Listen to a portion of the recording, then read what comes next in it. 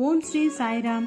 ಬಡಕುಲ ಎಂಬ ದೇವಕುಲ ಮಕ್ಕೆಲ್ಲಾಗೂ ಹಿಂಗೆ ಗೌತಮಿದ ನಮಸ್ಕಾರ ವೇಗಿಂಡು ಇಂದಿನ ಜನವು ನಂಗೆ ಭಕ್ತಿ ಪತಿಯ ನೋಡುವೋ ಶಾಸ್ತ್ರ சடங்கு ಮಾಡುವುದು விட ಎಂದೂ ದೇವರನ್ನು ಉಣರುವುದಾಗ ಇಬ್ಬುದುತ್ತ ಉನ್ಮೆಯಾದ ಭಕ್ತಿ.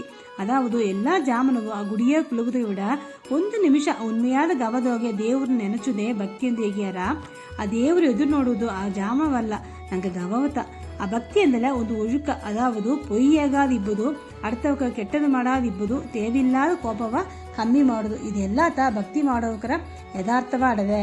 ಆ ದೇವರು ಸಾರ ಎದುನವು ಎದುರು ನೋಡಾದಿಬ್ಬುದು ಉನ್ಮೆಯಾದ ಭಕ್ತಿ ಎಂದು ಹೇಗ್ಯಾರ. ಉದಾಹರಣೆಗ ಭಕ್ತ ಪ್ರಹ್ಲಾದಗ ತನ್ನ ಅಪ್ಪ ಏಸ ಕಷ್ಟ ಕೊಟ್ಲಿಯೋ ಎದುಗೂ ಅಂಜಾದೆ ಎಲ್ಲವೇ ನಾರಾಯಣತ ಎಂದು ನಂಬಿದರು.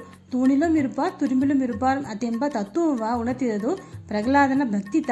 ಈ ಉನ್ಮೆಯಾದ ಭಕ್ತಿ ಒಡವೆ ಅಡಿಯೋಗೆ ಅಂಜಿಕೆ ಅಡ. ಈ ಭಕ್ತ ಪ್ರಹ್ಲಾದ ಮಕ್ಕೆ ಭಕ್ತಿ ಮಾಡಿ ಆ ದೇವ್ರ ಸರಿ ಎದುನವೂ ಕೇತು ನೋಡಾದೆ ಆ ದೇವರ ಮಟ್ಟು ಕೇತು ನೋಡುವು. ಒಳ್ಳಗ ಓರಿಡಿವಿ, ಓಸನೆ ಮಾಡಿವಿ, ಎಲ್ಲವೇ ಒಳ್ಳಿತಾ ನೋಡಿವಿ. ಸಾಯಿರಾಮ್.